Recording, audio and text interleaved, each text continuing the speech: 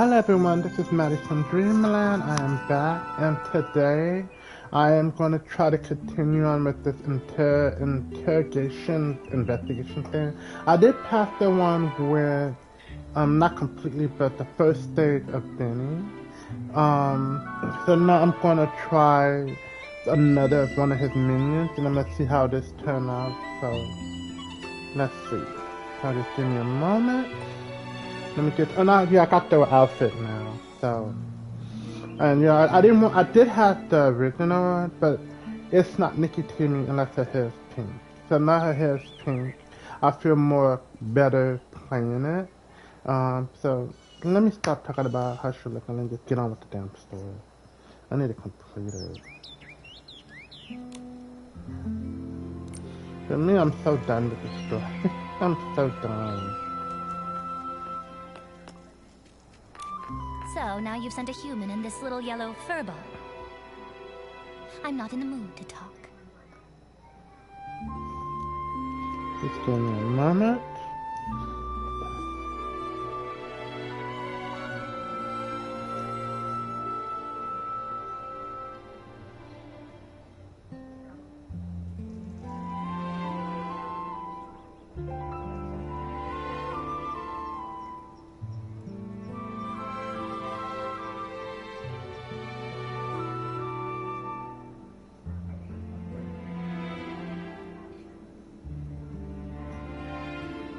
Okay, let me see something.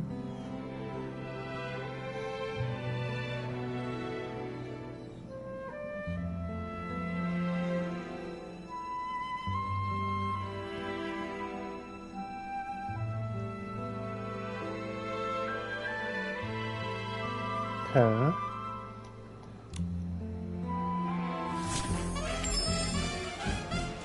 Colleen, refusing to talk won't help. Since you had the guts to steal Madame Julie's suitcase, you should have been prepared for the truth to eventually reveal itself. Since things have progressed this far, you might as well cooperate and tell us your reasoning for stealing the suitcase. You're so gentle with the birds, so why stay loyal to a cruel organization like Threadstar? Steal a suitcase? Nonsense. You were chasing me so fiercely that I got scared and hid for my own safety, that's all. I didn't steal anything.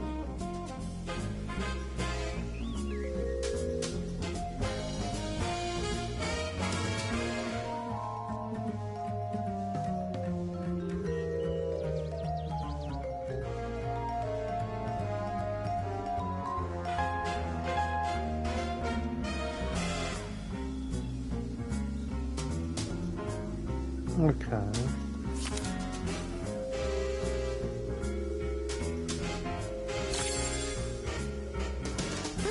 Were found in your possession. Still going to deny it? Just some cloth scraps. I use them to test detergents. What? Is there a rule against bringing your own scraps to Ripple Estate?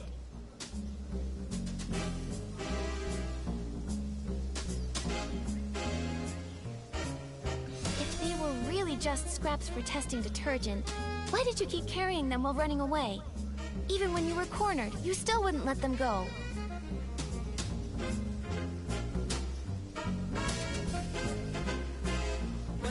I'm a professional detergent bar owner. I have my reasons. If you can't prove where these scraps came from, stop wasting my time.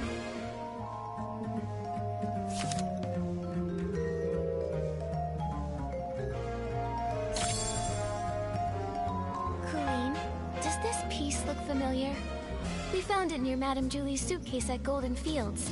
The one you didn't manage to take.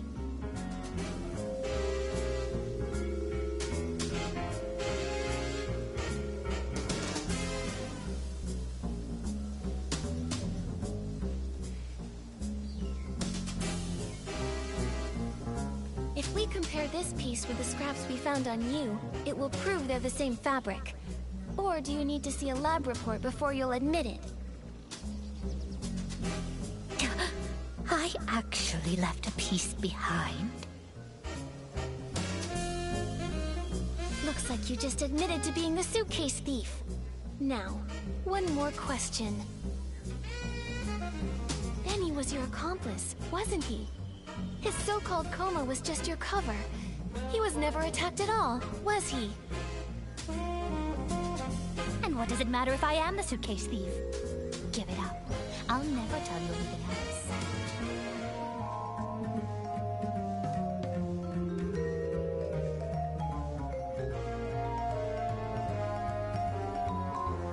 As for Benny, I'd never seen him before I came here. And I'd never bother faking evidence for him.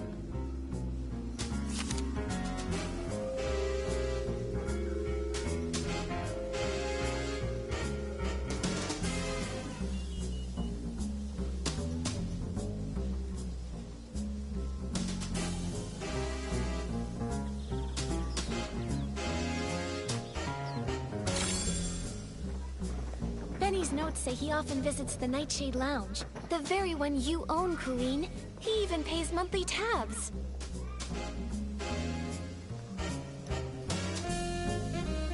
A hands-on bar owner that goes as far as to personally test detergents, and even carries around test fabric scraps just in case. And yet you claim to never have met someone who's obviously a regular customer of theirs. What a liar. That fool. Of all the things, how could he drop this page? Stupid. Utterly stupid. It's over, Colleen. No denying it now. You and Benny were a team, poisoning the Dawn's first light detergent just to steal that suitcase. Why? What is this golden vision? Why kidnap so many PCs? Why target Madame Julie? Don't you think enough PCs died already? Colleen, it's not too late. Tell us the truth, and we can stop more PCs from being lost. Fine, I do know Benny. But just like you said, it's nothing more than a bar owner and a regular. I'd never risk faking evidence for a customer. And even if he came fairly often, I never liked that man. What a pretentious fool. What do we do, Nikki? This is the most stubborn PC I've ever seen. She's still not telling us anything. If she refuses to talk, we have no way to keep investigating. Momo, we need to find a flaw in her collaboration with Benny. Maybe we can start from here. Could Benny's journal page reveal more clues? We need to prove that his connection with Colleen goes beyond just a bar owner and a customer. Huh? But we only have this single page, and it's all about Benny's work. There's nothing that shows any link to Colleen.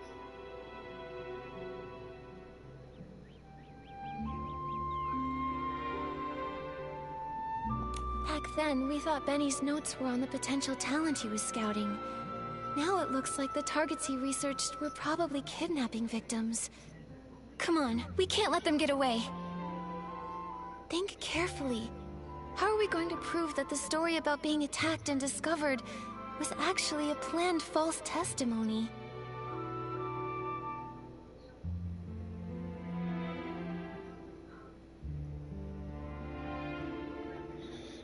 Just give me a moment, just really trying to like pay attention to what I need to do.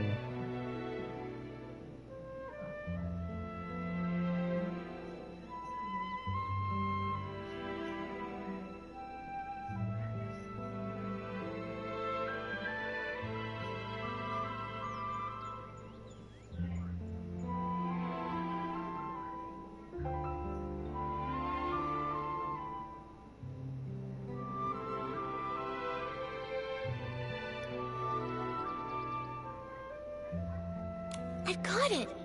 Colleen, could you please describe the state you found Benny in for us? If you are both telling the truth about what happened, both of your stories should match perfectly, right? Didn't I already explain when I brought that PC back? Oh, you know I hate repeating myself.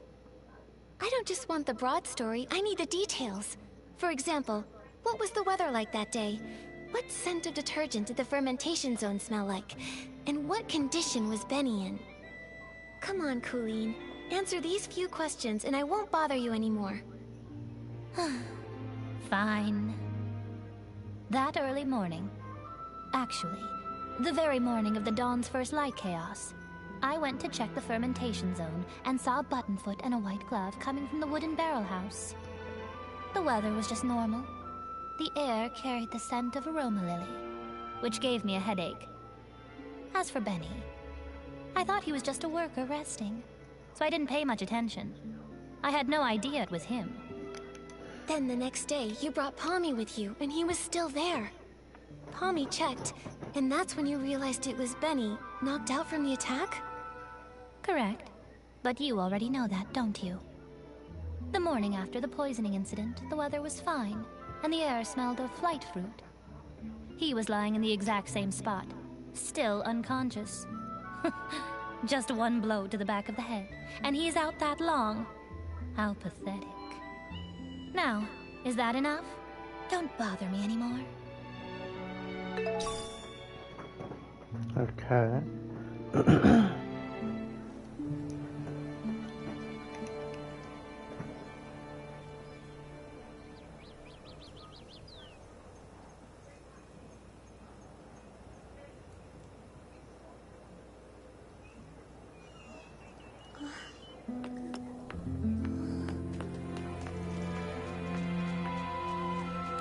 Come on, is this ever going to end? I want to go home, you hear me? Home!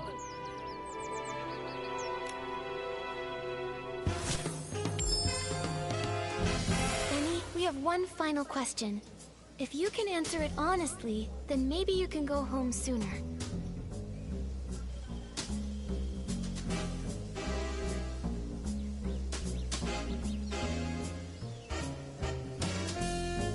Please describe your experience of being attacked and knocked out, and when Colleen and Pommy found you. What was the weather like that day? What scent of detergent did the fermentation zone smell like? What condition were you in? Questions. Why so many questions? I already told you. I arrived that very morning when the Dawn's first light incident happened.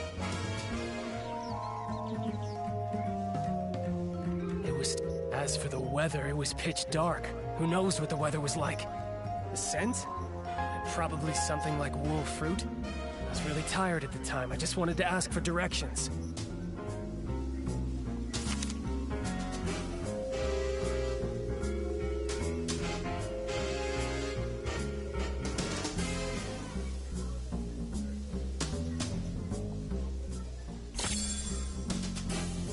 Is that all true? Because that's not at all what Colleen said. Take a closer look. Her account of the first time she saw you doesn't match yours at all.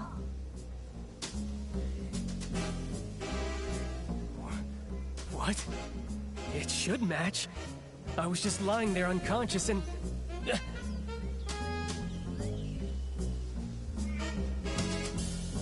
You noticed too, right?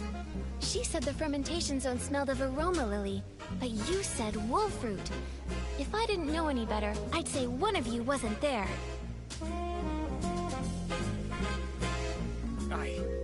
I just got it wrong. It was a mistake.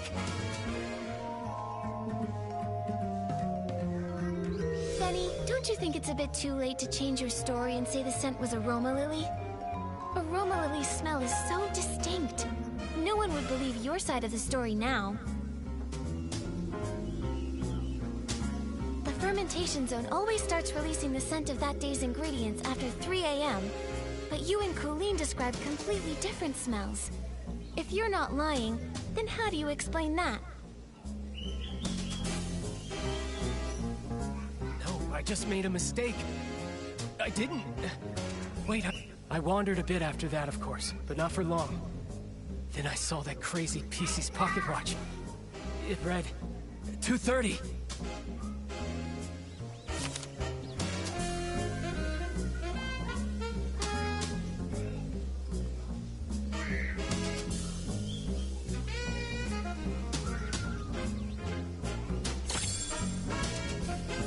You made a huge mistake, Benny. You keep trying to frame Ms. Scarlet, but you don't know her story, or the spirit and the sheer willpower behind her pursuit. That pocket watch was broken from the start. It's forever stuck at 11:18, the time Ms. Scarlet lost her daughter. Broken? always broken? Lost her daughter. No, I don't understand. Her daughter was murdered by Threadstar. You couldn't have seen 2:30 on that watch. So you're lying. Benny, I suggest you confess. It's over, Benny. Time to admit you lied. We already know your background. You're both Threadstar's villains, sent to the abandoned district to carry out the Golden Vision, right? This is your last chance to redeem yourself. Tell us why you stole the suitcase, and why you tried to kill Madame Julie. And stop working for Threadstar. Come clean and we'll go easy on you. If you're honest, you'll get a lighter sentence. No. Prison? Impossible. I have no idea what you're talking about. What Threadstar? What about killing Julie? I don't know anything. As for the scent in the pocket watch, who knows? Maybe I just misread it. You're just the type who won't cry until death's staring you right in the face. What evidence do you have that proves I work for Threadstar? Show me! How can you verify that I helped Colleen steal the suitcase? You caught her, right? You should find the suitcase and the cloth on her. If so, then lock her up! You're ruthless. Your ally doesn't matter to you at all? Why should I care about what happens to her? I just want to go home already. I don't want to stay in this place for another moment! Go away, detective.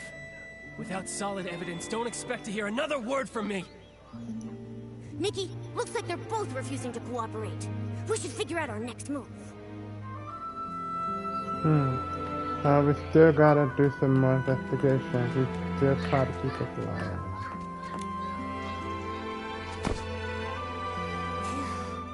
These two are hard to deal with. They're starting to crack, but they still won't confess. Don't lose hope, Momo. At least we know they're partners now. Benny's so-called attack probably aligns with my theory. It's just a story they made up. Threadstar must have sent a few members to the abandoned district to carry out the Golden Vision. Well, what exactly is the Golden Vision? And why would they want to hurt Madame Julie so badly? What should we do now, Detective Nikki? Their lips are totally zipped. Not even a hint. How are we supposed to piece the story together when we have no clues at all? Hold on. Like I've said before, no matter how perfect a crime seems, if you look closely enough, cracks will always show. Bad seeds only grow bad fruit. I doubt that we're going to get any more information from Colleen. She would rather confess to stealing the suitcase and accept being punished than tell us what really happened.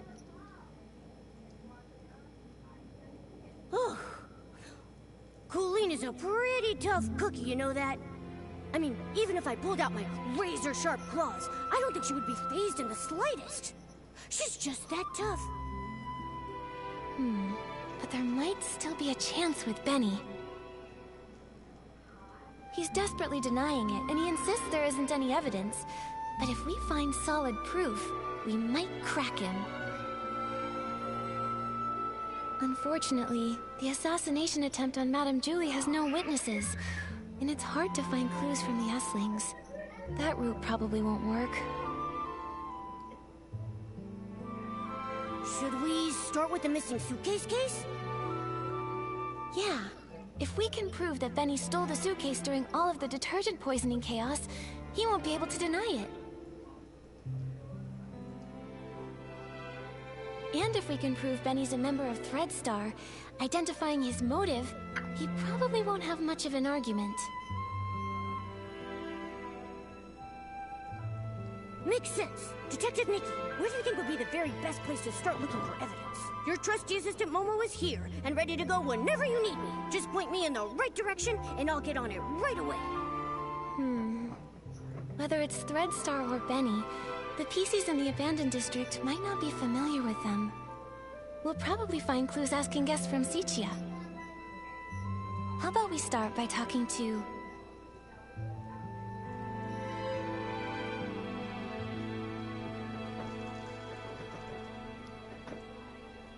Liora. Since Benny was once Cersei's agent, She must know Benny's past better than nearly anyone else around. Alright, let's get going. With Nikki on the case, we've got this. Okay.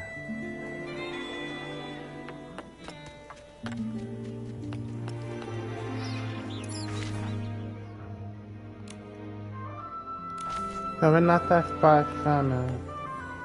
It's at the top.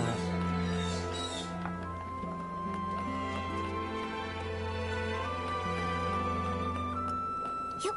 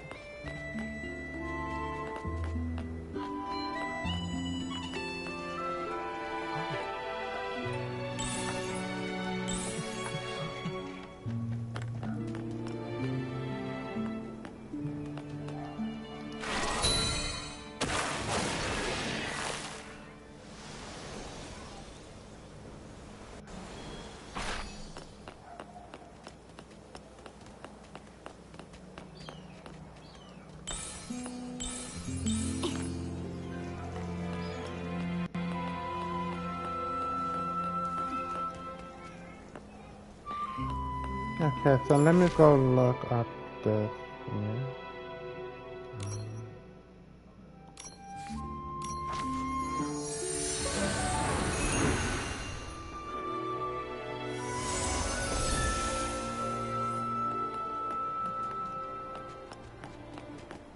Okay, so it wasn't that one.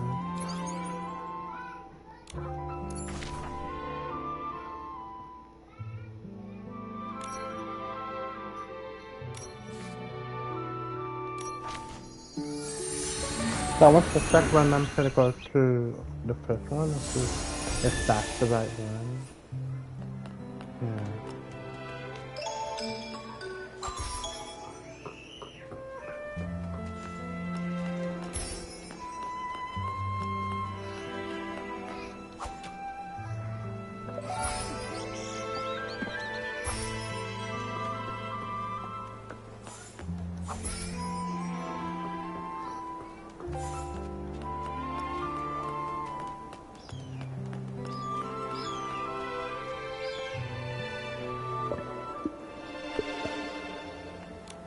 But I don't know which of the seeds will bloom. Who will be the sorceress to get through the storm?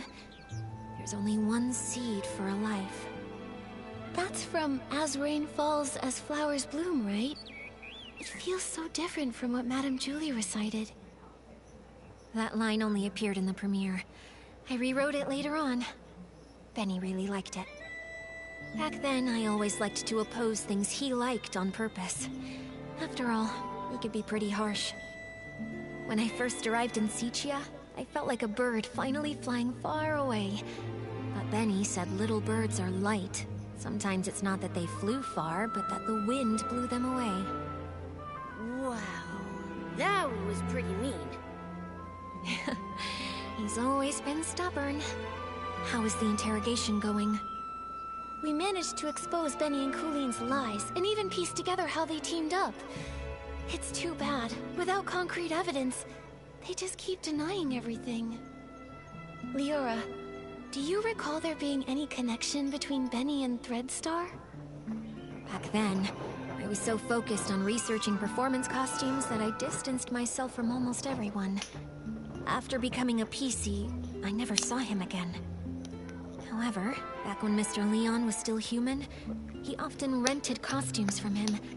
I even saw the two of them discussing the details backstage before my last performance. And Mr. Leon has always lived in Sichia. As a victim, he must remember the news when Threadstar was taken down.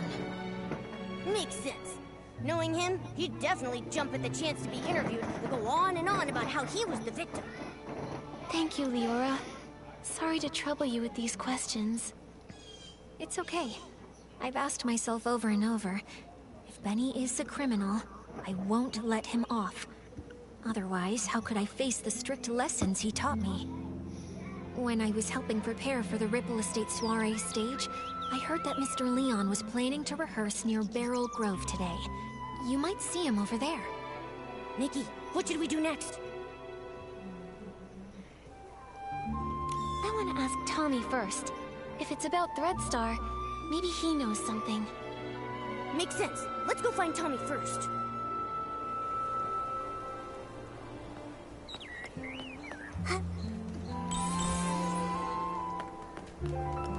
If you guys are wondering which one I think is better, the Crimson one with the hovering or the wrist, it's definitely the Crimson one. Because of the hover, you could just sit there as long as you want.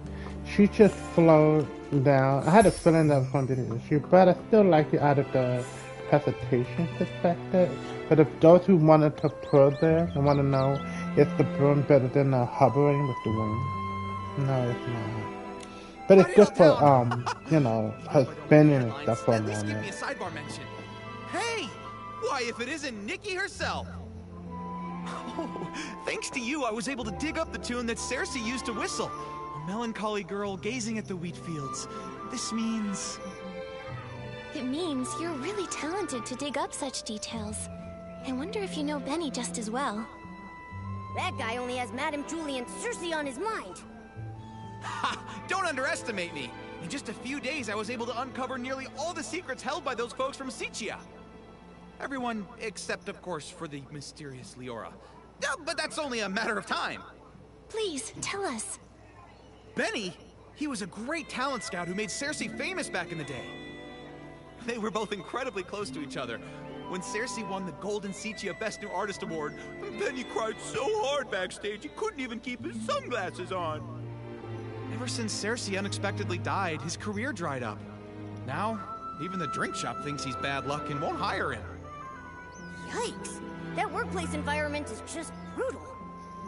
After all, his temper and the scar on his face didn't win him any favors. Not to mention his time in prison. Prison? What happened? I remember it had something to do with Threadstar. Let me check. That briefing was stolen by Mr. Leon. He shouted, "Hold the ink upon every single one of the newspapers will forever be my stage. I can't wait to get to Beryl Grove and share my art again." After declaring that, he left in quite a hurry. Who knew that even columnists have to watch out for robberies too? I'll be avoiding him from now on. Sounds like something Mr. Leon would do. I think we should avoid him too. Nikki, what do we do now? Mr. Leon was also at the scene when the suitcase was stolen. Although he was caught up in a hallucination at the time, maybe now he can remember the more overlooked details. Ugh. If he's off performing some one-man show again, then it looks like we'll be in for a real dramatic time. Ugh. Let's just go wait for him near the Beryl Grove.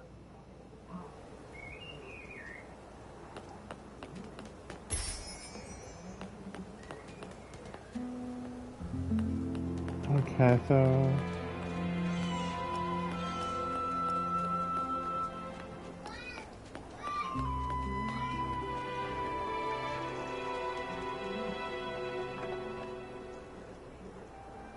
Yep.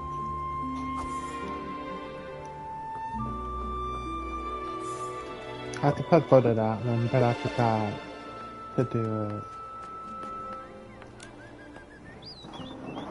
Oh, this world is even sadder than the drapes at the Backwater Theater. Mr. Leon, sorry to bother you. Did you see Benny before or after the poisoning that day? Benny? No, I didn't see him. Why? Do you think he was the one who stole the suitcase? He doesn't honestly think that a few scraps of cloth will cover that broken face of his and hide his shameful past, does he? You seem to know Benny's past well. Of course! It all starts with my own glorious yet lonely past.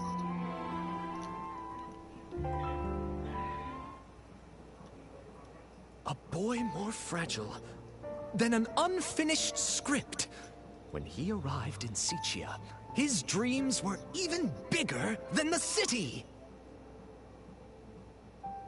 Even though he had already become a piece of living art, that era of foolishness trailed behind his shadow. On snowy nights, his monologues put the basement's hairband slugs to sleep. The applause that should have followed, lost along their way. Until one day, a kind gentleman gave him a gift powerful enough to shake the world, whispering, "Wear it, wear it." He knew everything has a price. Nightmares, pain, reminding him of their existence.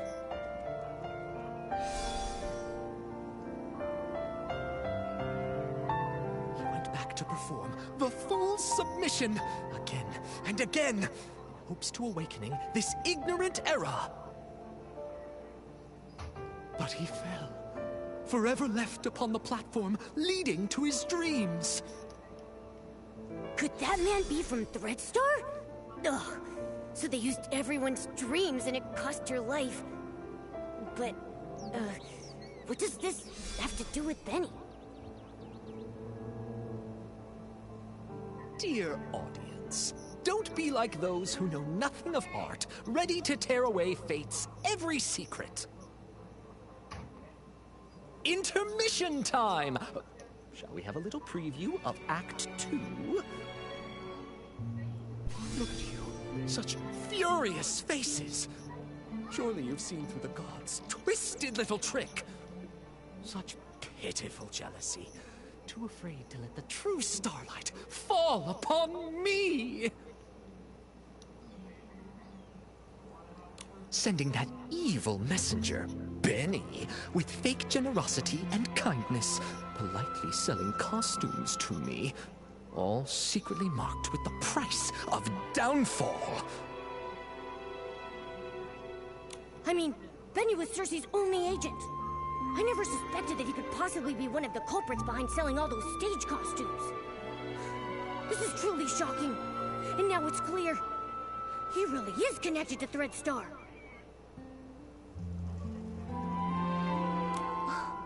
This is exactly the evidence we're looking for.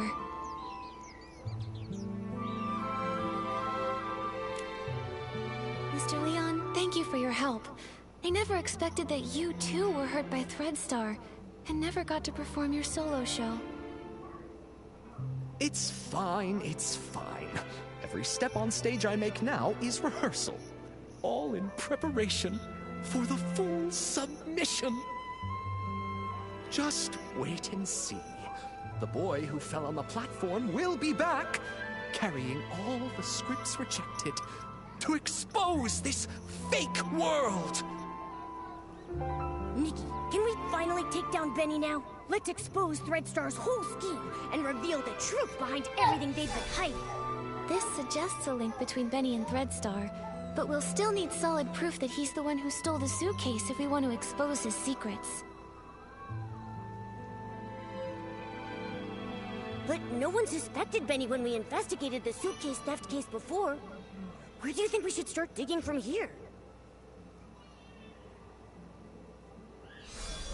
Miss Nikki. There were plenty of audience members obediently seated under the stage that day. Why not go ask them? You mean... Oh, right! We questioned Squeaky and Belford, but we got caught up with running around.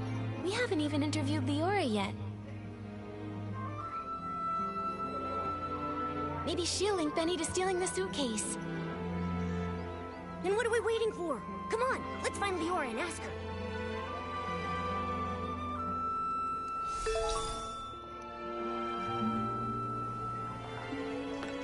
Okay, then where do I need to go? Like back to Benny, I think.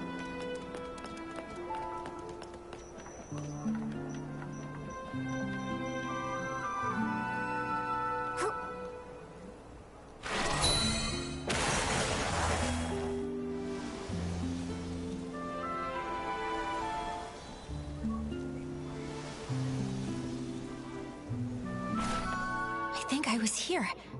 And then... Leora, are you recalling what happened the day the suitcase was stolen?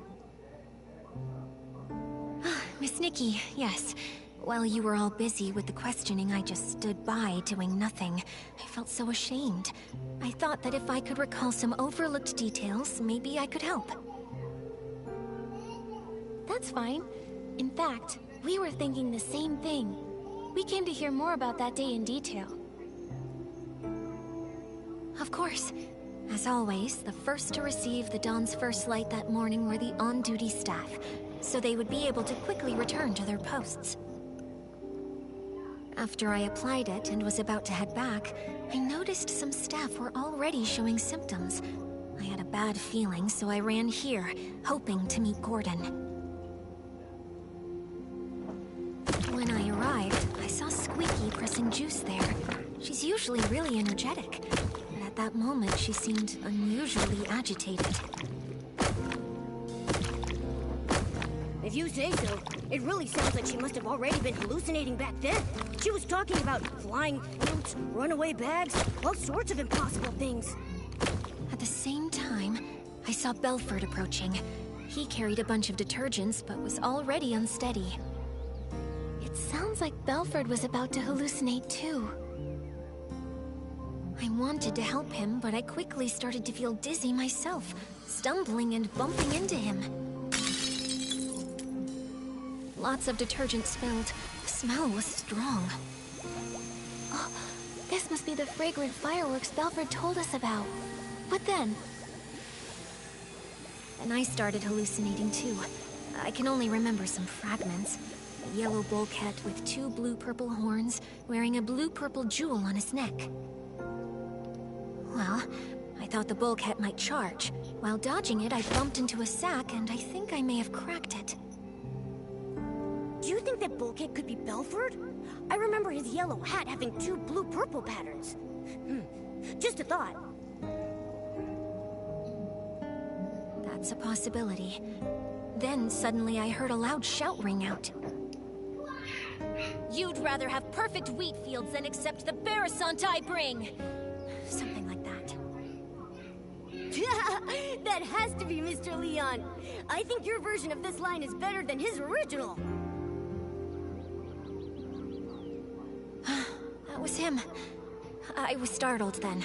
I saw the bulkhead run away, felt danger was coming, and left quickly.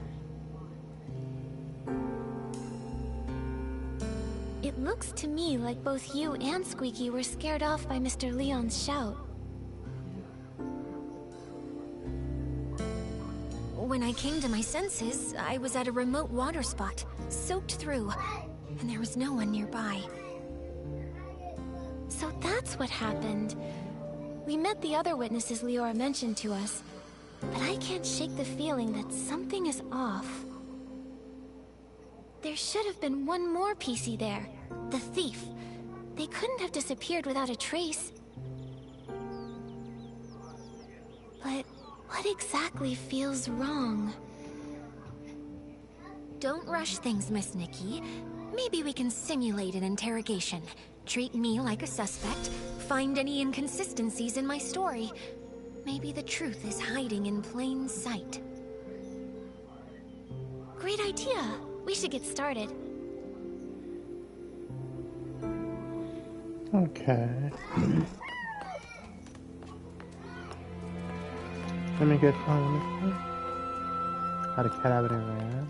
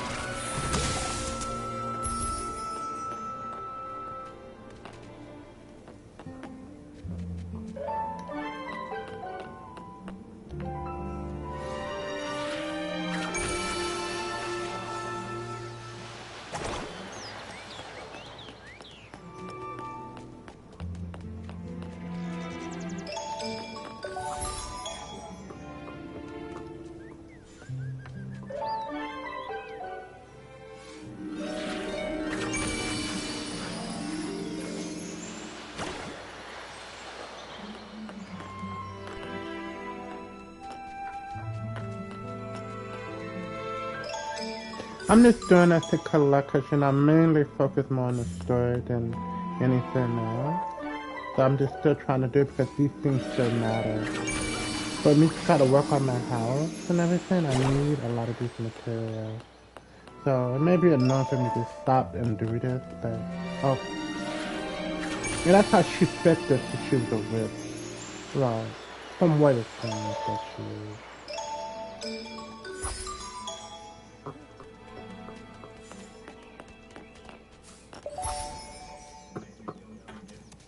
Alright, I think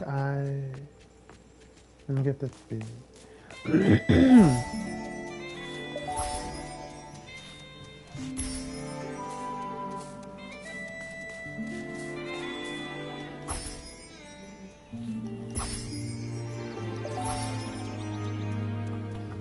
Alright, I think I'm fine. No, I see another copper.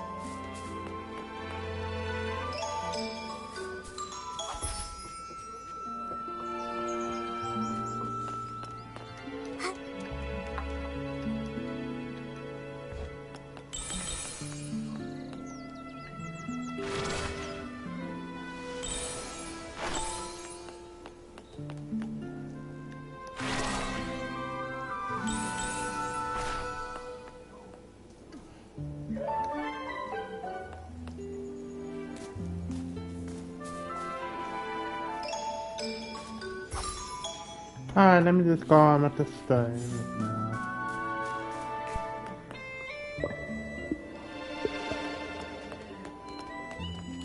Ready, Miss Nikki? We'll start when you are.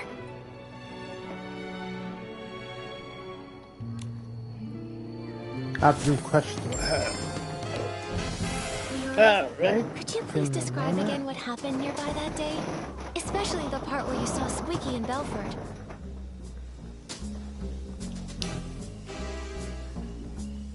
Let me do this real quick.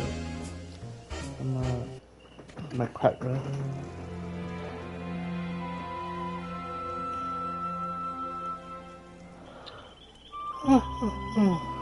He's big.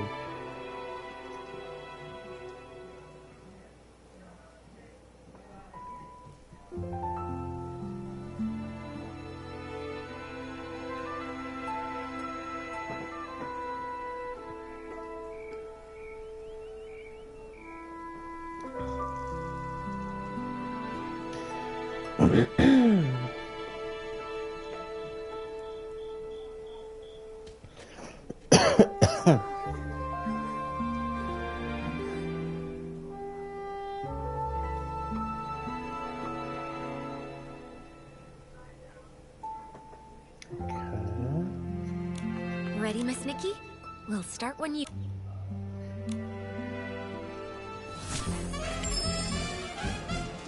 Laura, could you please describe again what happened nearby that day?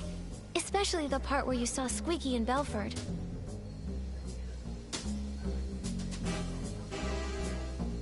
Not a problem. When I arrived here, Squeaky seemed already caught up in hallucinations, pressing juice with wild agitation.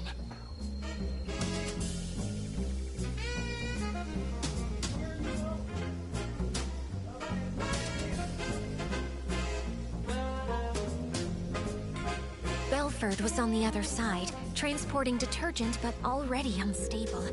I tried to help, but felt dizzy and accidentally bumped into him, spilling the detergent.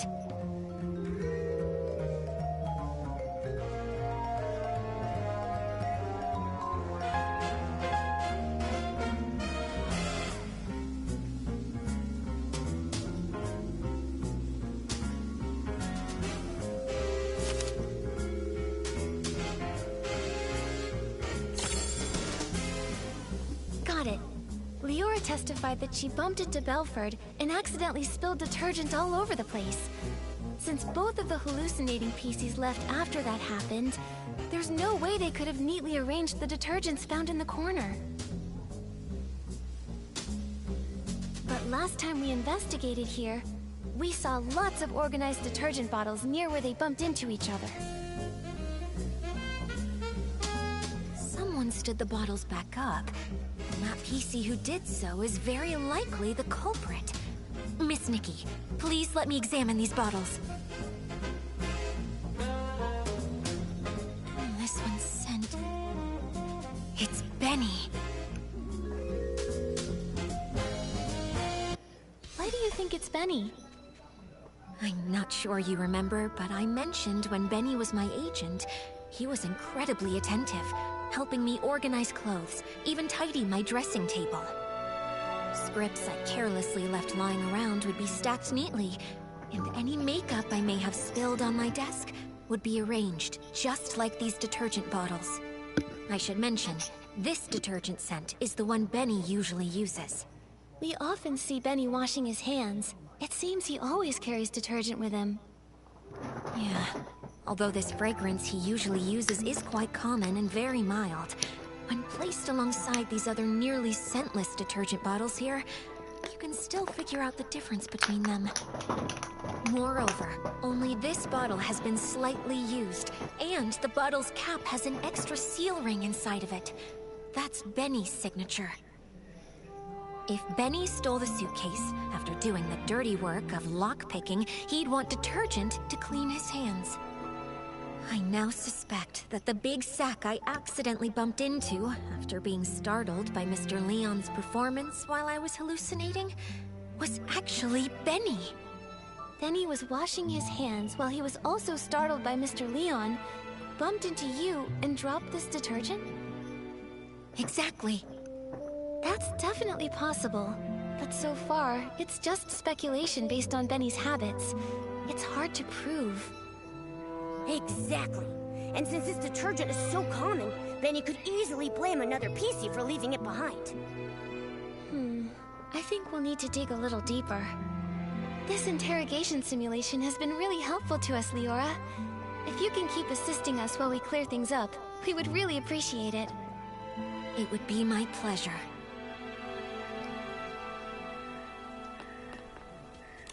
Ready, Miss Nikki? We'll start when you are.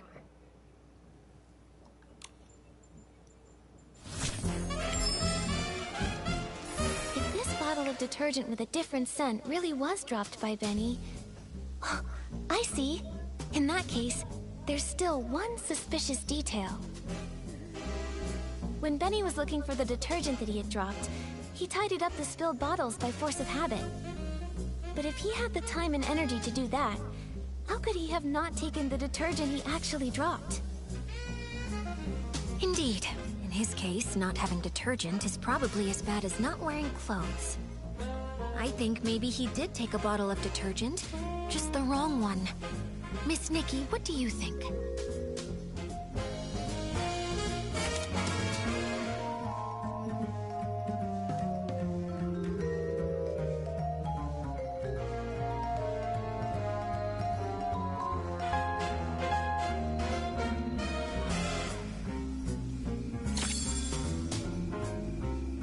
Belford mentioned that the only detergent he's been transporting recently is the Super Duper Pond detergent. It doesn't smell like anything, and matches the characteristics of these detergents.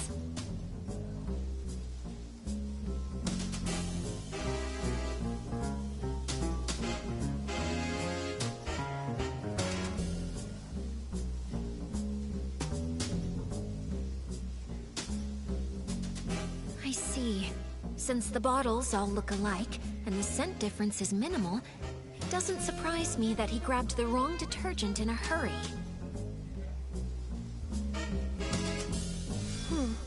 Even if Benny did grab the Super Duper Pond detergent by mistake, he probably realized it a long time ago. If he's already thrown away that bottle, we can't investigate further. Maybe we can find supporting evidence from other testimonies. Have other witnesses seen anyone with a distinctive appearance in their hallucinations? Like how I saw a sack with a big tear.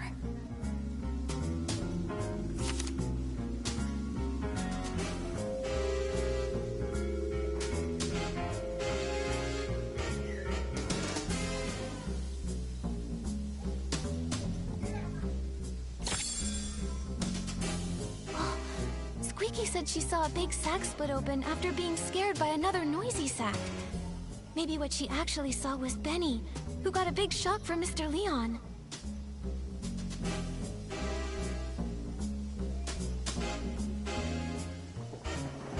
That's definitely possible. Looks like I'm not the only one who saw a hallucination resembling Benny. So the truth has been right in front of us all along. We just didn't see it. Great! Now we have both the detergent he dropped and the descriptions mentioned in everyone's testimony. Nikki, can we go interrogate Benny now? I'm still a bit worried. Will these ambiguous pieces of evidence really make him confess? I also feel something's missing. From what I understand of Benny, the more stressful the situation, the more eloquent he gets. We've seen that behavior before. Even with a mountain of evidence, he just keeps arguing. Hey, could this be a trait of a showbiz manager? Huh, you could say that. In the ruthless entertainment world, it was a skill he really took pride in. Given his personality, when faced with this evidence, he'll probably claim he was poisoned and ran to the scene, but he'll firmly deny touching the suitcase. Yeah, I can picture that. Looks like we need solid proof to show he did actually come into contact with Madame Julie's suitcase. Leora, please help me one more time. Just one last interrogation simulation. I really, even though I'm getting by, I really don't like it. I don't like this, how this is set up, but you know, it is what it is. Ready, Miss Nikki? We'll start when you are.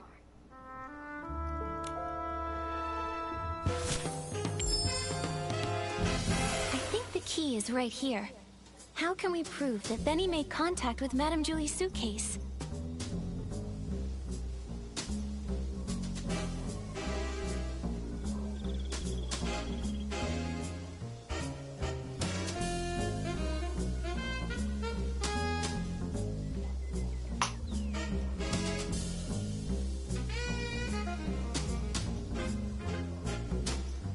To prove that, we need to find marks on the suitcase that only he could have left.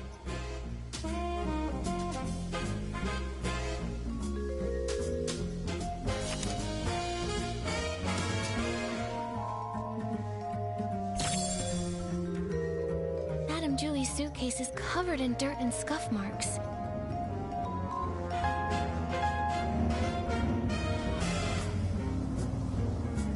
If Madame Julie saw it, she'd be upset for sure. But she carefully picked the fabric for this suitcase. It shouldn't be this fragile. Dirt or wear and tear. These might be the crucial clues to cracking the case. Benny, besides the scent, what kind of flaw could Super Duper Palmed possibly cause?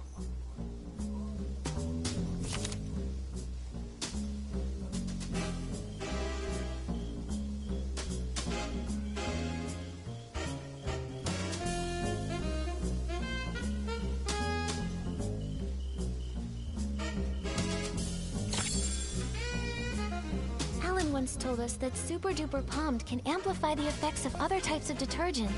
So powerful that the estate won't even sell it to any outsiders. That's especially true when it's combined with One Breath Bliss and One Wash Fresh detergents. So that's it. Madame Julie's suitcase has always been maintained with One Wash Fresh, and that detergent is deeply soaked into the fabric.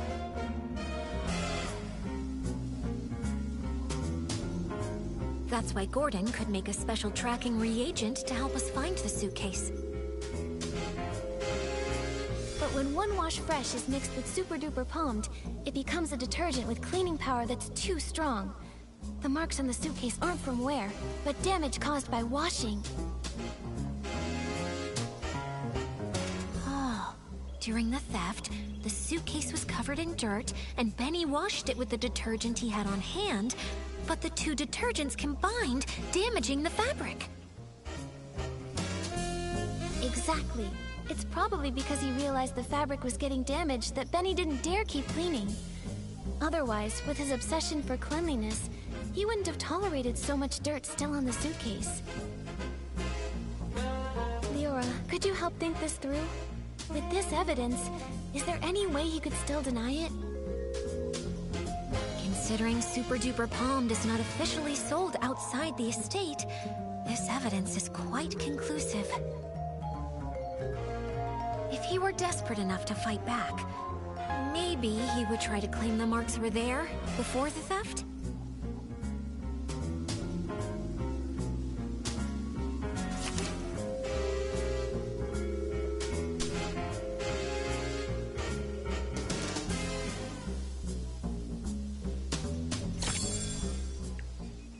This is it.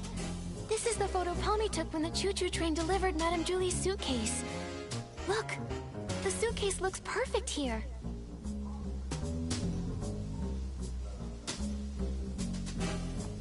Those obvious wear marks must have appeared after this photo was taken. Miss Nikki... No, Detective Nikki. You did it.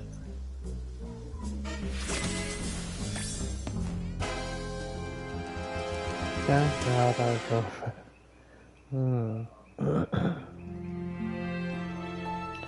I know some So people may this is like what really this, happened but that I day. really didn't. I don't really like it. While everyone was hallucinating, Benny snuck onto the scene. No one knew that a new guest had arrived at that time, except for Colleen. After stealing the suitcase, Benny washed his hands out of habit, using the detergent he'd brought. Then, Mr. Leon shouted his lines, startling all the PCs. Leora knocked over Benny's detergent bottle. When he went to pick it up, he couldn't help but organize the scattered bottles. But he took the wrong detergent, the Super Duper Palm, the one that Belford was responsible for transporting.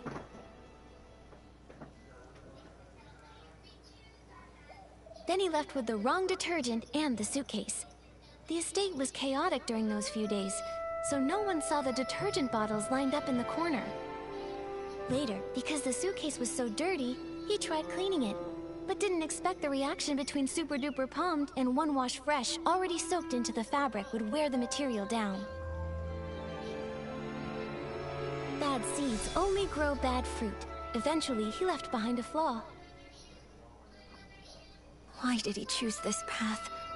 He cares deeply about his wounds, yet he joined Threadstar, tearing apart his own kind. Leora, we still don't know how deeply Benny's involved. Let's talk to him first, before we make a call. Yeah. Although he definitely helped steal the suitcase, we haven't found any other clear sign of wrongdoing. The ledger isn't his, and the Golden Vision notes aren't with him either. He already served a century in prison and got hit by his own accomplice. Before we jump to conclusions and decide whether he's truly a bad PC or not, we need to gather all the facts, piece everything together, and see the full story for ourselves. Prison? I guess I didn't know everything about him. Actually... It's fine, Mr. Momo. Thanks for helping uncover the truth. If Benny really is a key member of Threadstar and tried to harm Madame Julie, I'll personally bring him to justice.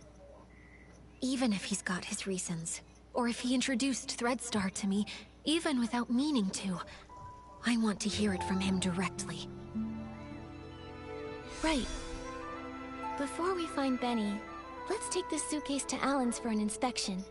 With a professional detergent expert's report proving that 2 detergents made these marks, our interrogation will be stronger. All right, let's go.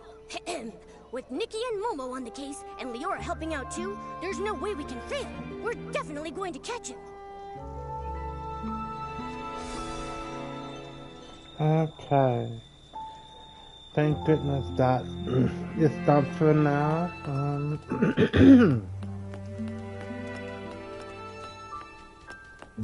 Okay, let me get some of these.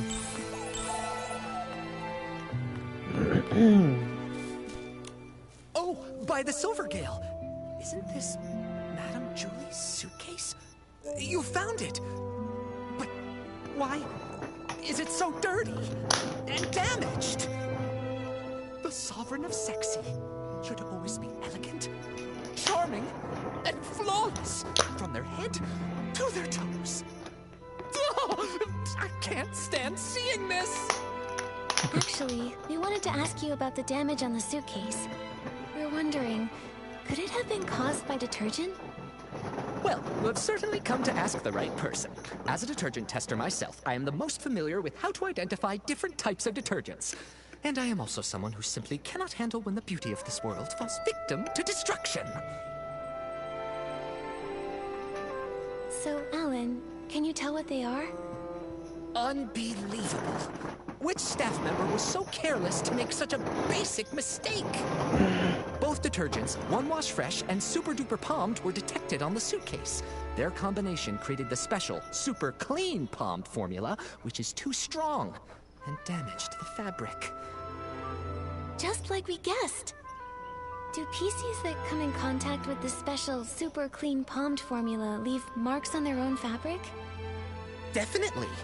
That is why this special formula was only sold internally. The Ripple estate doesn't even keep a single bottle of it in stock. Who made this mistake? Bring them here, and I'll test them thoroughly. I'm sure I can detect the residue of the special formula. That's great. Sorry, Alan, we're a bit pressed for time right now, but we'll fill you in on what happened later. With your help, we'll finally breathe easy. Momo, let's find Benny. He can't deny anything this time. Ah, round 2 with Benny. My goodness. Here we go.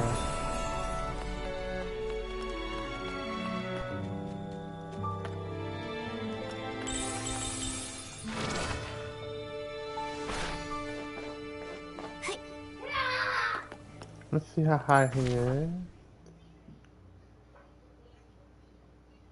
I have to teleport there.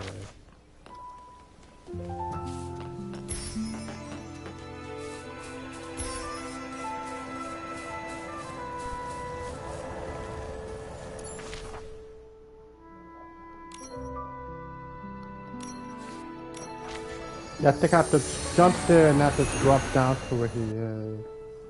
From what I remember. Yeah.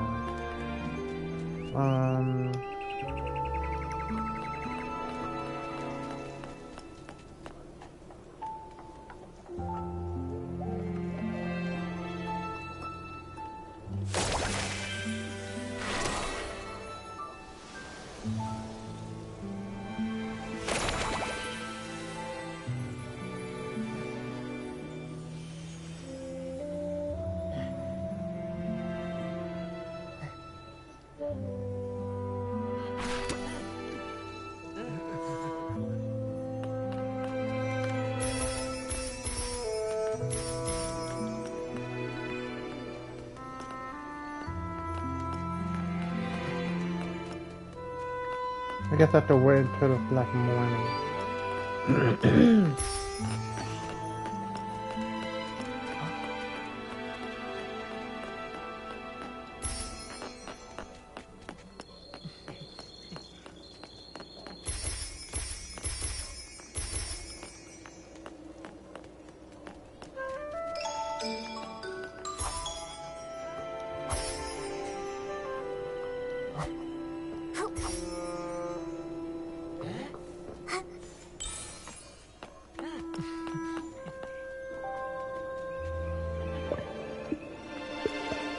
It's gonna be morning. I think he'll be right here. Or at the bottom. Oh, okay.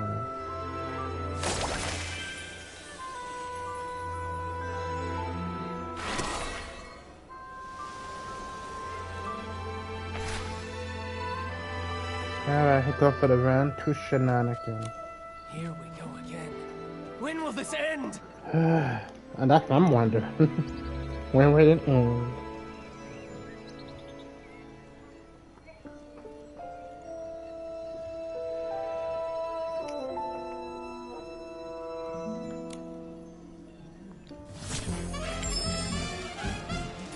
Benny, we've brought solid evidence this time. There's nowhere left to run. Tell us everything about Threadstar's plot.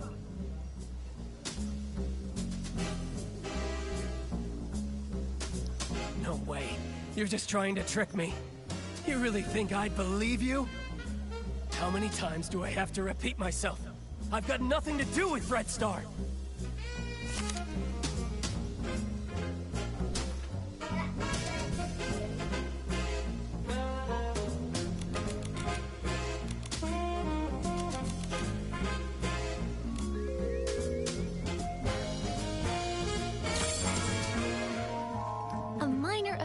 Involved in coercive sales and forced rentals, sentenced to 100 years in prison with compulsory labor.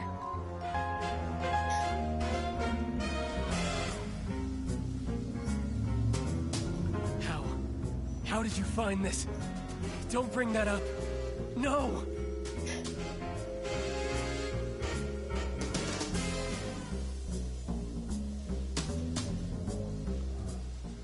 You served Threadstar centuries ago, and we should believe you're not involved with them now? Benny, if you keep this up, you'll only end up back in prison. And for even longer next time. Why won't you confess? No! An old newspaper can't prove a thing! It happened so long ago. How is that evidence? I never stole the suitcase, or tried murdering Julie. Colleen! She's the one who did it!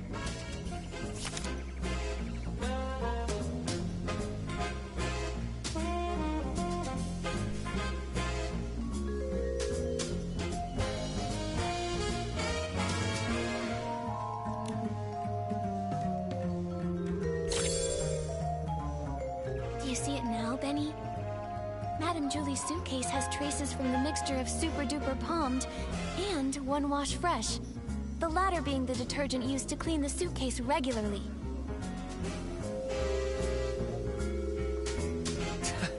So what? Where did that Super Duper Palmed come from? The only explanation is if someone left their own detergent behind and took the transport shipment. And I think the culprit is you. No!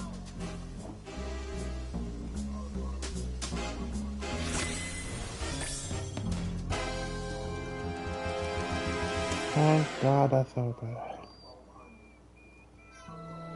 Actually, we've got another crucial piece of evidence. If a professional investigator examines you, they'll tell whether you're truly as clean as you claim.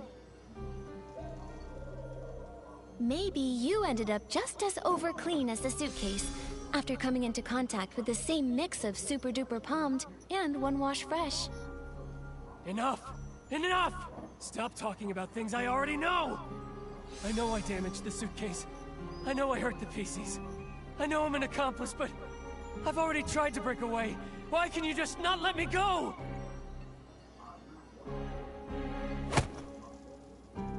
Wow, she took it to You've the gone street. to prison for a century and still don't get it? A bad seed always bears bad fruit. Some mistakes should never have been made. You don't know anything! What if that bad seed was just me being born? What if his dream was to be a perfect star, but an accident ruined his face? What if I was born from the nightmare wrapped in that damaged costume from such a disaster? That seed wasn't bad. Even with that scar, you're still an excellent talent scout, helping a country girl step onto the stage. And your insistence on prop safety spared her from the same fate. How? How did you know? Cersei? Yes. I've always wanted to ask her something. If I had not insisted on the original schedule that day, would she never have fallen? She was doomed to die. She was investigating Threadstar's costumes and was targeted. How come? No, I should have known. I rented those costumes. I just didn't dare to think about it. I always... After I got out, I was a ragged scrap with a 100-year sentence, shunned by everyone. Only Threadstar gave me a chance to keep creating perfect stars. So I told myself it was okay, that I was just a fringe PC on the sidelines. I stole the suitcase, but I didn't want to think about what was inside it. I kidnapped the PCs, but I didn't want to see what happened to them afterward. A crime is still a crime. No matter how you tried to dodge it before, this time you still bared your claws at Madame Julie and tried to kill her. I didn't. I'm not qualified to do such an important mission. Coolin assigned my tasks. She didn't even tell me Julie was still alive. Julie was still alive. Leora, do you remember that when we were investigating in the Ripple wine cellar, Coolin said that too?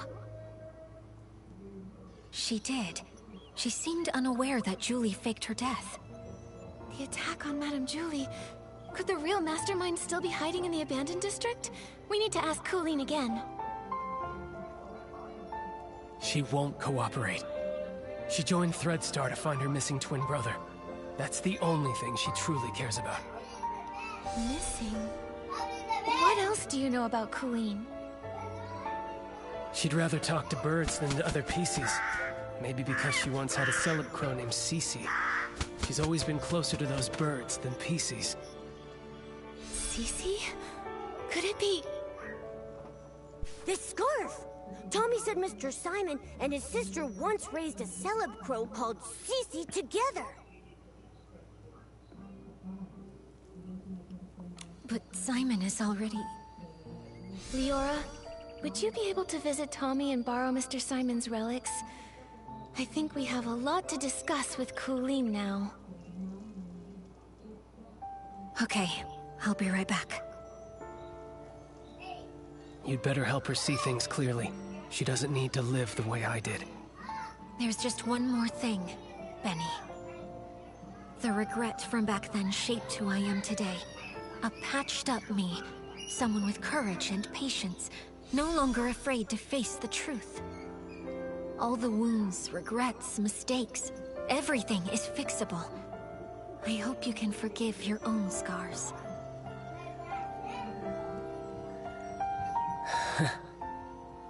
If only Leora had told Benny this sooner. Benny's done so many bad things, no one's going to forgive him. Maybe what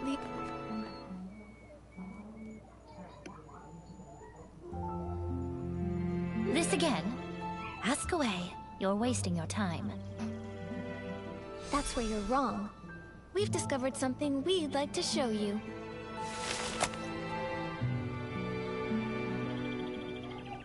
Tommy informed us this scarf belonged to a late senior columnist. He was on his way home, planning to give this scarf with its subtle bird embroidery to his sister. Because... they once raised a celeb crow named Cece. Where is he? What do you mean by late senior columnist? I'm sorry, Coolin. What Tommy encountered was a PC that had been born from that person's clothing. His name is Simon. We were able to locate his whereabouts within your ledger.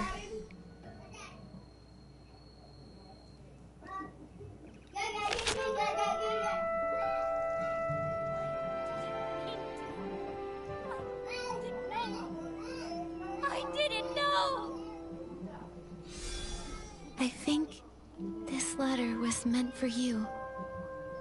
It's possible he may have taken on a new PC name to conceal his true identity, hoping to meet you again someday. But I'm sure that hearing that new name, it must have felt very unfamiliar to you. I've been waiting for him to come home. I took my medicine. I took good care of Cece. I promised, even sick, I'd live longer than Cece. Longer than him. I wrote the newspaper letter to every address listed in our book. Later, I went knocking door to door. None of them knew. He'd gone too far away. I then became a PC. And my brother. There must be another PC born from his closet. I waited and waited for such a long time. I kept all of his clothes safe. But why? Brother, why did you leave me all alone? His strongest wish was to go home and see his sister. He only had the clothing he wore outside. The road home was too long. Why did you think joining Threadstar would help you find your brother? The final costume, the forbidden outfit, can capture every gaze and control every mind. So many people walk the streets of Sichi and beyond. There are so many cities that are just like it. I won't be able to find my brother in all of that. Unless the outfit's finished. Whoever wears it only needs to stand on the stage and ask one question for me. That's all. The forbidden outfit. So that's Threadstar's ultimate goal? That's absolutely crazy! You knew full well that it was an evil power. Beyond all that, you were fully aware that the PCs you ordered to be kidnapped had loved ones who would be devastated, their hearts broken because of your actions. You know that pain better than anyone. To hurt others for your own desires. That's incredibly selfish.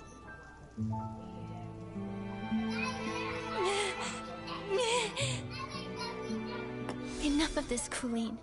Don't you ever commit these evil acts again. I'm sorry.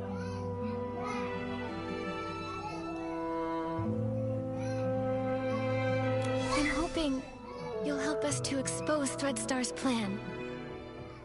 The forbidden outfit is almost complete. Julie is a natural star, and the Golden Vision is aimed at using her as the final material. But I don't know who attempted to assassinate her, whether she actually died, or what the fabric I took was about. All I know is I was simply following orders to complete the mission. So, you're telling us there's a hidden boss giving you orders? We've been tracking the culprit all along, yet they somehow saw through Madame Julie's fake death and responded right away. They couldn't have reacted so fast without being at the scene.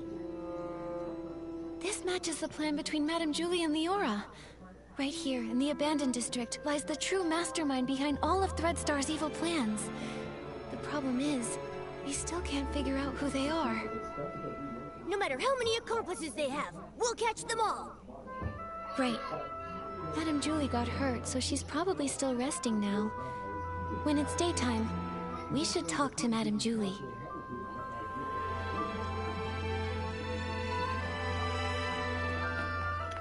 Okay, so I have to go back upstairs.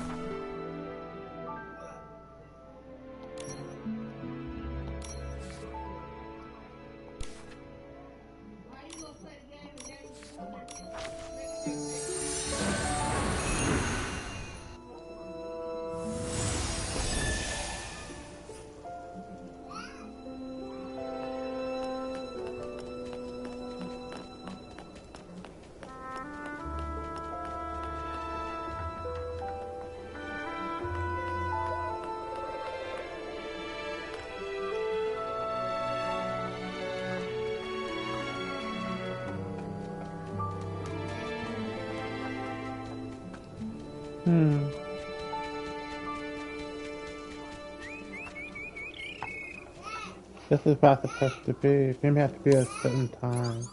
Make it more morning.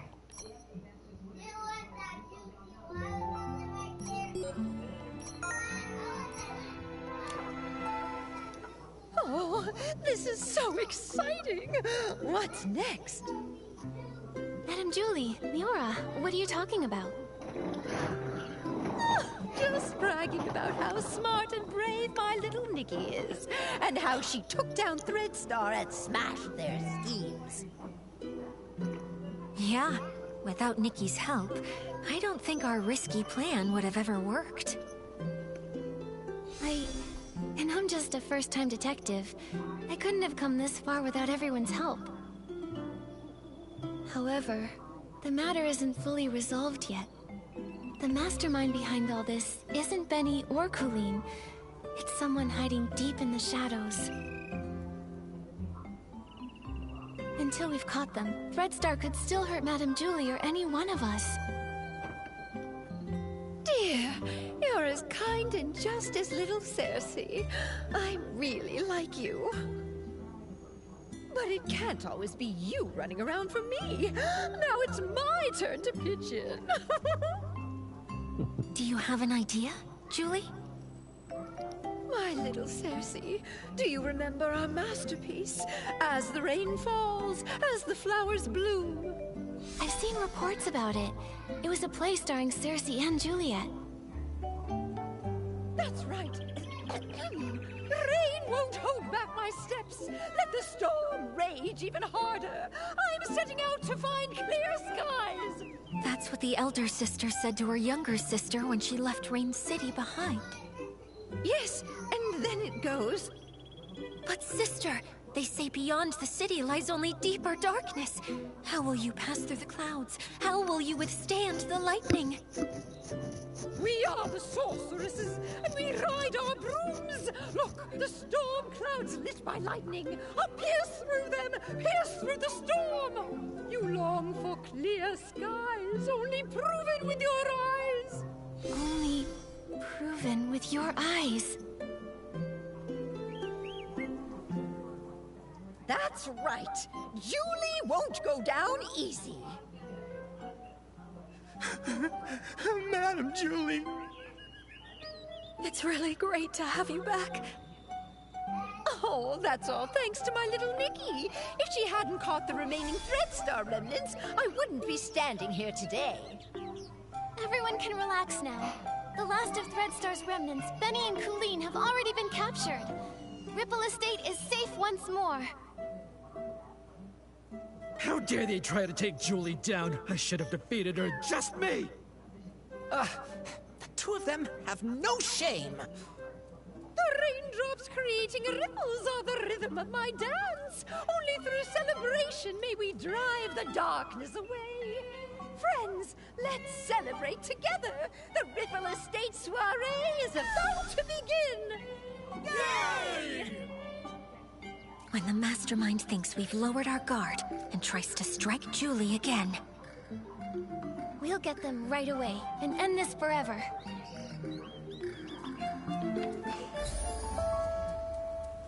Okay. A final page.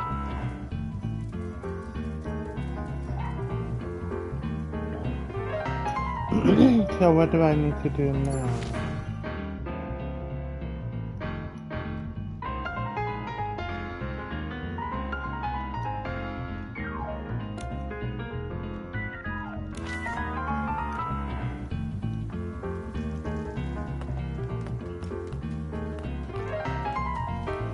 Okay, so I guess I'll just go to her.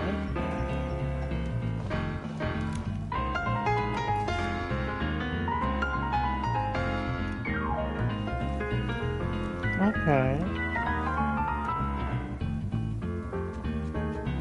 Okay, let me look at my mission.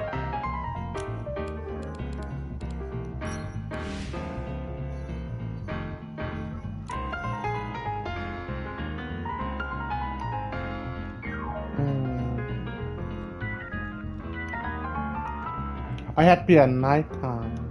Okay, so let me turn it dark.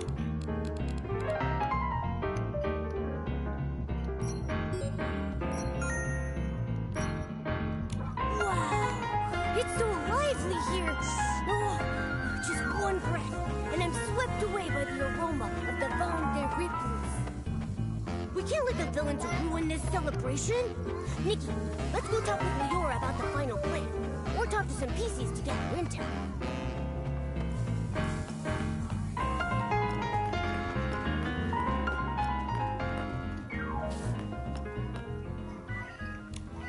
Please take good care of yourself, too. She'd be worried about you. Don't worry. Hi, everyone. Miss Scarlet, how's your recovery going? I'll be okay. Injuries happen all the time. When I was with the Kingdom Guards, I had more stitches on me than I could even count. But that still won't keep me down. But you're not fully healed yet. Are you sure you want to join the mission? My only wish is to catch the culprit, even if it means using every last bit of my strength to do so. The Red Star is cunning. I know that better than anyone. You'll be more likely to catch them having me around. Tell me the details. How are you planning to use Julie as bait to trap the culprit? Okay, at the opening of the Ripple Estate soiree, Madame Julie and I will team up for a styling duel and perform the first dance. I've already passed the co-performer auditions, and I've earned the Sovereign of Sexy medal. Everyone in the abandoned district already knows about this, so it won't raise any suspicions among any of the PCs there. During the performance, Madame Julie will purposely let me win, but just enough to keep it believable. Then she'll pretend to be upset and say she's going back to the village to change into a new outfit, so that we can have a rematch. Great plan.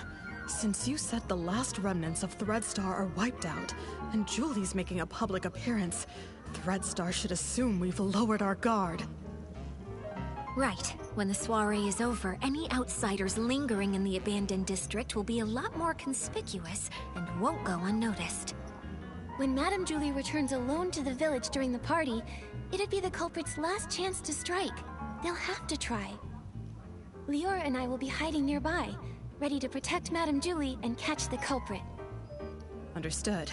I'll find a good ambush spot nearby, too. Phew. The show's about to start. Nikki, are you feeling nervous? Of course. Madame Julie's volunteered to be the bait. No matter how much we prepare, I can't help but feel a little worried. Such a familiar feeling. Back when I performed as Rain Falls as Flowers Bloom with Juliet, I was always nervous. Every time the curtain rose, I faced a new audience. How would the audience react? Would I hear their applause or their boos? Would the stylists like what I was wearing? Would the critics like how I delivered my next few lines? Then, Juliet turned to me and said, "Don't see the audience as a storm you have to push through. Imagine that you are the storm." That really sounds like something Madame Julie would say. I'm afraid I still don't have that kind of boldness, even now. So I'll take it as a blessing. Yeah, no matter what tricks the culprit pulls, if we execute the plan well, we'll catch them for sure.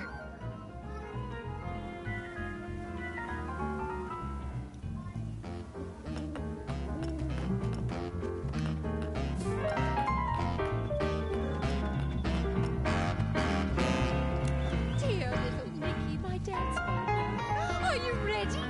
Let's unleash our passion together and light up this sexy night.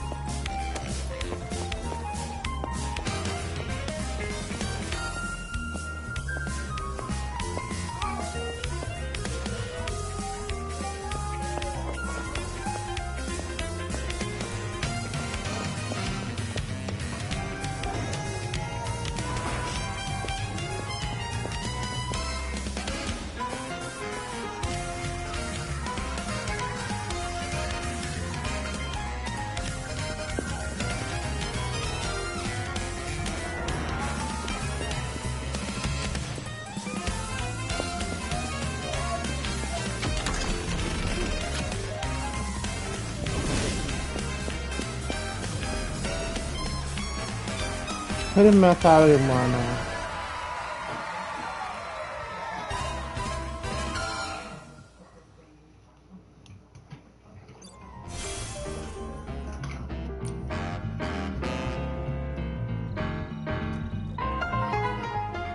Oh, it's been ages since I've had this much fun. One more dance, just one more. Madame Julie, I've already beaten you once in front of everyone. I don't want to look like I'm disrespecting the Ripple Estate. Oh, What nonsense. Do you think I, Julie, am afraid to lose? Don't underestimate the Sovereign of Sexy. I've still got an ace up my sleeve. Gordon made me an outfit that's full of whim. Once I pick it up from the village, I'll unleash my final move, the raindrop dance, and then we'll have another round. Oh, I've never seen Madame Julie this eager to win. Have you ever seen Madame Julie lose? This is her first time facing as strong an opponent as Miss Nikki. One round's not enough.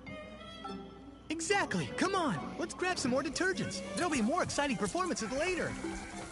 Well, then I'll wait for Madame Julie to return from the village for another dance. Nikki, should we start getting ready? Right, let's head to Prosperville now.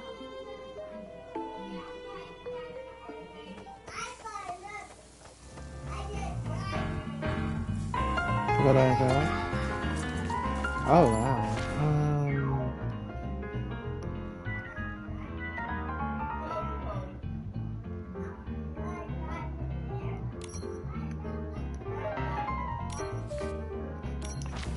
Now we've done the final page. So this story is longer than the others. I think like this is what makes this community good. When these people, mainly women, get together and open their mouths like, hey, this is the tea, we don't like it. They listen. They don't listen right away, but women, you know, make it very clear, and the males, make it very clear that, you know, if whatever they're doing, they're not feeling it. And I'm glad, you know. Okay, I might not be in the right area. I am not. I'm so busy talking. I like this area. I mean, I wouldn't want to be in real life, but I like the way it looks. It reminds me of Storm.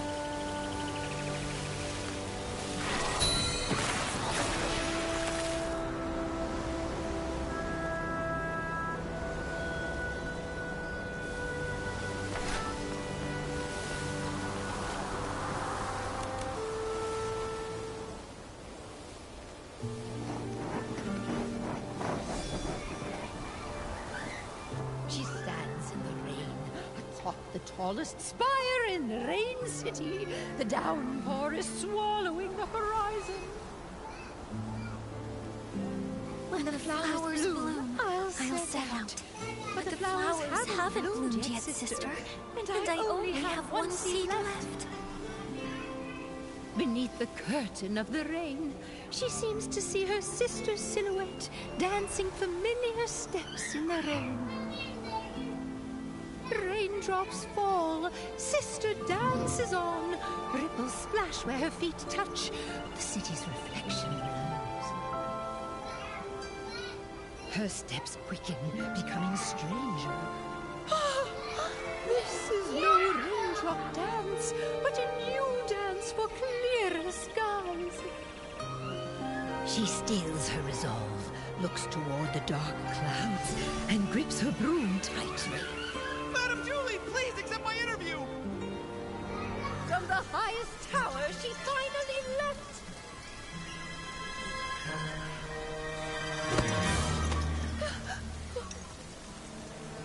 What a nuisance. Catch him!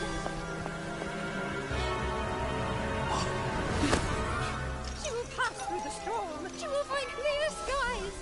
After him. Rain will fall. Flowers will bloom.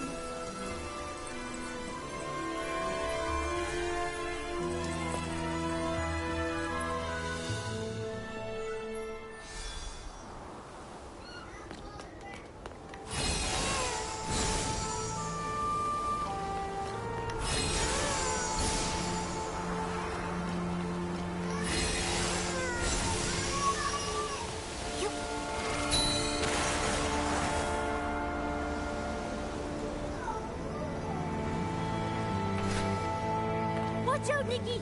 Leon can summon Esling!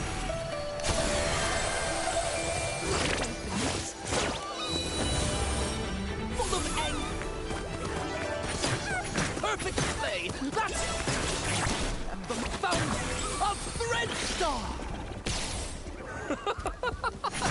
Of course, this is just the most boring cameo I've ever played.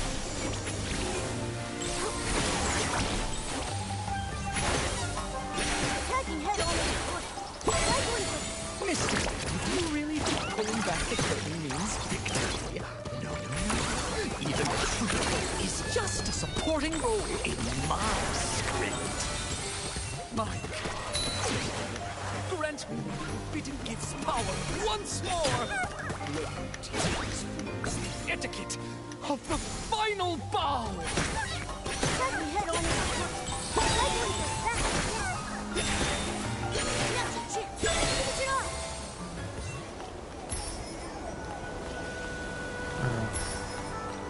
Oh, Rainy Night, grant me forbidden knowledge. The Grand Vision's final piece is Julie's fabric.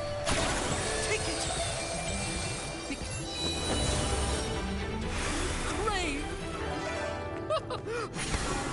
Forbidden masterpiece that captures everyone's gaze.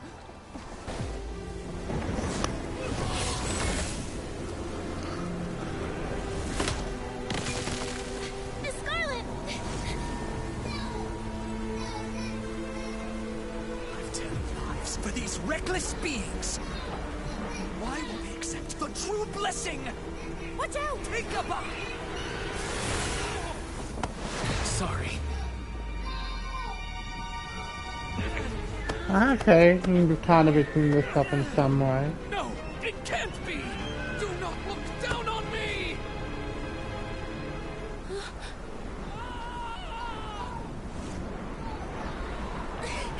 Oh wow.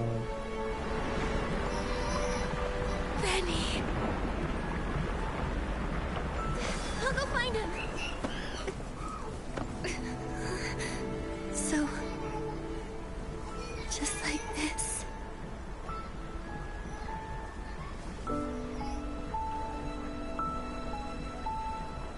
Small flower braids in rows. The dreaming child with secrets glows. Wind blows soft on the ridge. Nikki. Sending our sorrows off the bridge. Birds leave their nest and fly so high. Clouds they will pass quietly by. Sing all day long this ancient song. Okay. Seems like the story's coming to an end. Cause for me, this, I don't know, the story for me was not, had to keep it real, you know. The Ripple It was Estate okay. soiree ended There's a little successfully. snooze stuff in Everyone there. okay? Nikki, looks like Leora wants to see us. Let's talk to her. I think the reason why, is because I wanted it to be more horror, but, I mean, it is what it is.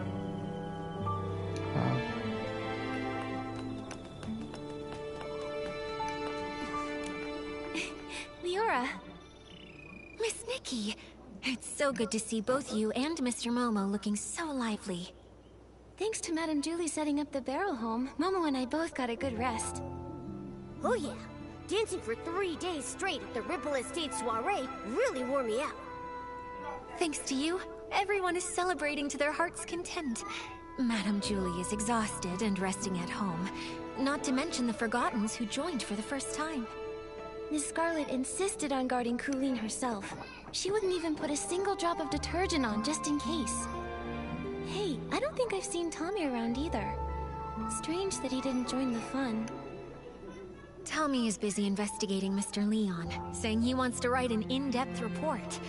Maybe in a few days, you'll receive his first draft. I heard they found where Yarny is too. Luckily, he hasn't been harmed. Miss Scarlet contacted the Kingdom Guards and they'll bring him back soon. Miss Nikki, I actually stopped by to say goodbye to you. Wait, you're leaving already? Yes. Now that Threadstar's conspiracy has been thwarted, and my wish to become a PC has been fulfilled, I've got no reason to stay in the abandoned district. How have you been these past few days? I'll be okay, Miss Nikki. I will remember Benny. I think he would want me to remember him in that way, as a friend who sacrificed himself for others. Not exactly good, but not completely bad either. Maybe I'll write to him. Who knows? It might help. Writing letters from different corners of the continent, telling him that even an imperfect being can still find other ways to live. Right. Yes. The wind has stopped, and the birds can finally fly free. Leora, I believe you'll also find your own dream on the road. Do you mind if we see you off? Of course. I may not be as good at showing feelings as Madame Julie, but Miss Nikki, though we haven't known each other for long, you should know that you're the human I respect and like the most. I am hoping to set off with your blessing. I plan to leave before sunrise. Please meet me at the Ripple Estate platform. A journey brought by the train must also end with the train.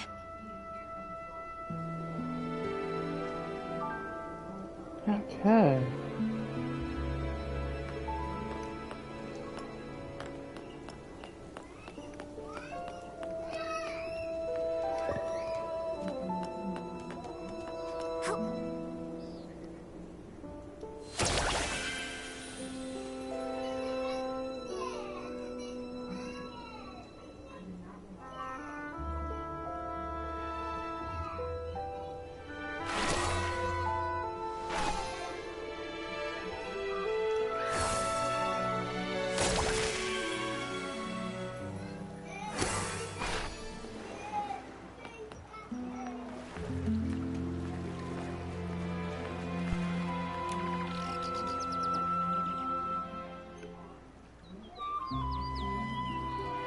Oh, there's no fucking thing.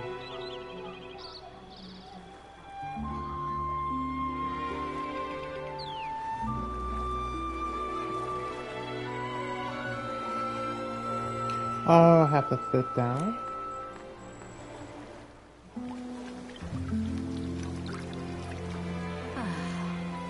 Beautiful. I've been meaning to ask, what's the ending of As Rain Falls, As Flowers Bloom?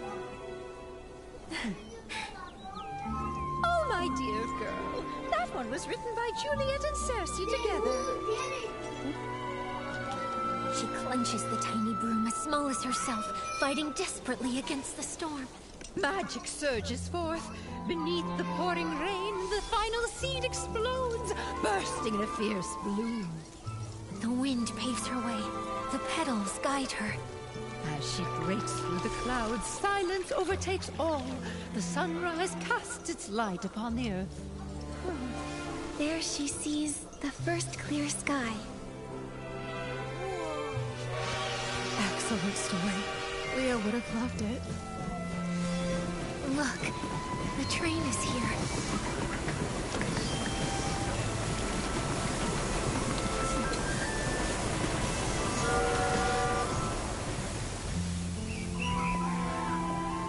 Goodbye, Miss Leora. Bon voyage. Travel safely. Right. Nikki and I will both miss you. You two. I'll miss you both so much. Oh, little Leora. At times like this, you know I always have too much to say. But I don't want to hold you up. I'll skip the fuss and simply wish you never-ending joy and freedom that knows no bounds. Thank you, Julie. Take care of yourself. Miss Scarlet, you know if you change your mind, I can leave it with you. Don't worry about me, kiddo. Take it with you. Take Leah to see the faraway places. This world is beautiful, isn't it? Let's go. Time to leave. Goodbye.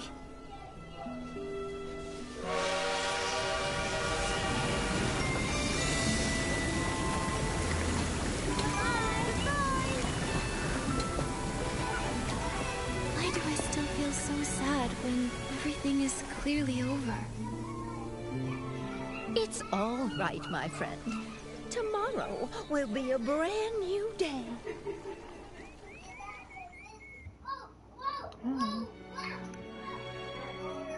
The wind is picking up.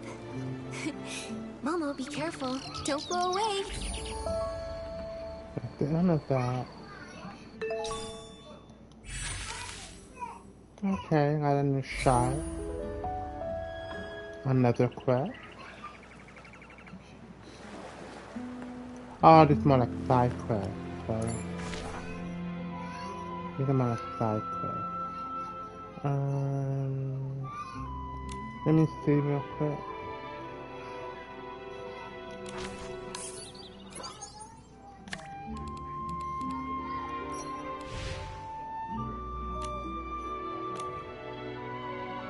Yeah, this is I'm done with the actual story. And yeah, so I'm gonna stop it right here. I know quest to quest that. Well, I might get extra quests.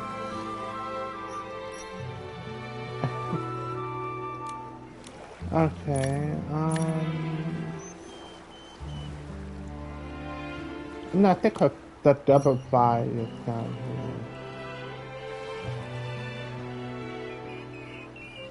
Not sure of it. I'm trying to find when she used voice both of her hands. Does she have? Yeah, it is. Yeah. How to back that up a little. Alright, so I'm gonna say that anyone who came by during the stream or after the stream, thank you so much. I finally finished the story.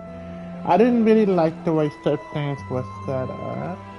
I didn't like how they want me to do the whole detective thing. Like, they really want you to think. It wasn't gonna let you just get away with it. And you had to do things precisely. It's good if you want to think, but for me, I just wanted to get to the story. And so I didn't like that too much. And I could say this too. I was expecting it to be more Halloween-ish, since she's wearing a witch outfit. I know it's pretty. But since she's wearing a witch outfit, I was expecting to have more of a Halloween theme.